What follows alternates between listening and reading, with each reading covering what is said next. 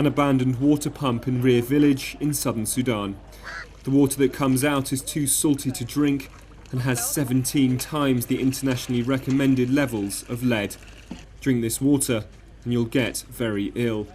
It's a similar story in at least 3 other villages in this area of Unity State, and that's not the only thing they have in common.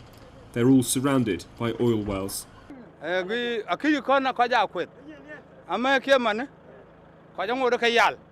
Since the oil people came here, nothing has improved.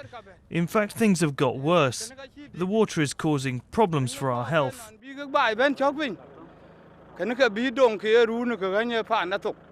It's easy to contaminate groundwater during oil drilling. The bore is drenched with chemically enhanced water to stop it from overheating. Thick plastic linings usually prevent the chemicals from leaching into the soil, but there's no evidence of them being used here. And when the crude is brought to the surface, the water in the oil sludge needs to be cleaned thoroughly to remove the many impurities. Handled badly, and the environment can be irreparably damaged.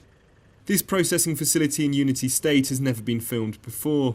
The state's new minister wanted to see for himself the pollution from the plant, and he didn't have to look far. At one of Al Nar's filtration ponds, leaking oil drums are dumped by the roadside. This oil will last. Maybe after 20 or 30 years it will finish. And then our environment will still exist. If we manage it in the right way so that it is sustainable and it is healthy, it can produce a lot. We can benefit from that rather than the oil.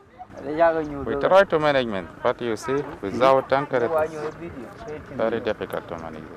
It's the same situation at Toma South. The last stage in the filtration process, this pond is supposed to contain only clean water.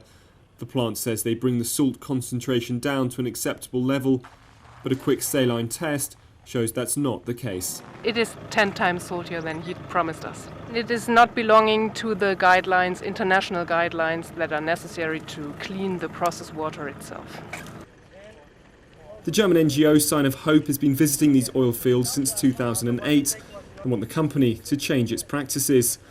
They say tests prove there's a direct link between the poor water treatment plants and the foul liquid that comes out of the hand pumps. Some of these ponds are heavily contaminated. You could even see that with your eyes.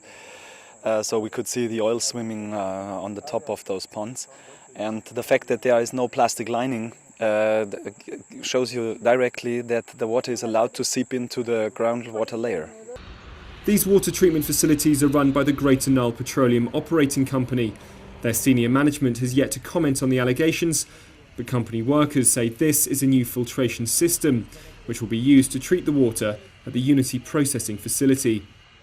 Oil accounts for more than 95% of southern Sudan's income, but little of that money is seen in Unity State. Water is a far more precious commodity. The energy companies do try to improve life by delivering water barrels to villages, but for how long? The black gold is expected to dry up in 15 to 20 years, and unless urgent action is taken soon, there'll be little left, except a massive clean-up operation.